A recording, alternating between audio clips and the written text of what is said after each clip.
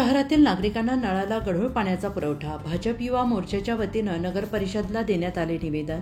मुरुम शहरातील गेल्या आठवड्यापासून गढूळ आणि दुर्गंधीयुक्त पाणी पुरवठा होत असल्याने नगरपालिकेचे लक्ष वेधण्यासाठी भाजप युवा मोर्चाच्या वतीनं गढूळ पाण्याचे बॉटल भेट म्हणून पालिकेच्या कार्यालयीन अधीक्षकाकडे सोपवण्यात आले. शहरातील आणि भागातील गढूळ आणि दुर्गंधी पाणी पुरवठा होत असल्याची तक्रार अनेक वेळा नगर परिषद कार्यालयाला गेल्या 8 ते 15 दिवसांपासून तक्रार केली असून याकडे मात्र नगरपालिका दखल देत नसल्याचे दिसून येते आहे. अनेक दिवसांपासून शहरवासियांना अशुद्ध पाणी पिण्याचं सोडलं जात असल्याचं दिसून येत आहे. नगर परिषदेच्या अधिकाऱ्यांना सुद्धा सदरील पाणी पिण्यासाठी गिफ्ट म्हणून गढूळ पाण्याचे बॉटल देण्यात आले. यातून ते बोध घेतील असे भाजप युवा मोर्चाचे शहर अध्यक्ष सिद्धलिंग हिरेमठ यांनी सांगितलं आहे.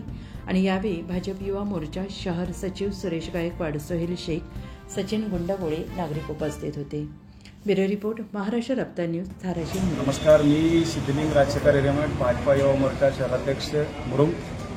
गेल्या कित्येक दिवसापासून आम्ही पाणी शुद्धीकरण व पाणी टंचाईच्या विरुद्ध तक्रारी दाखल केली आहे. तरी पण नगर परिषदेने याकडे कोणतेही लक्ष न देता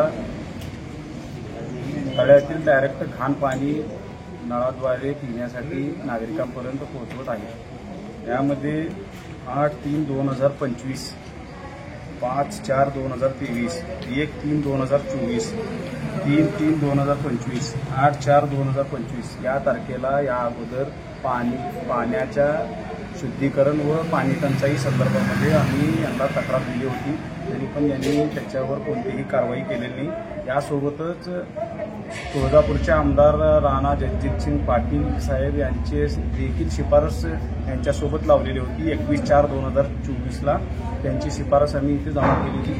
ती देऊन देखील यांनी काहीही कारवाई न केल्यामुळे आता हे शेवटचा पत्र आज दिनांक 15/4/2025 आज यांना एक शेवटची तक्रार देत आहोत. ह्याच्यानंतर जर यांनी पाण्याच्या शुद्धीकरणाबद्दल जरा काही ठोस कारवाई केली नाही तर यानंतर तीव्र आंदोलन करण्यात येतील. धन्यवाद.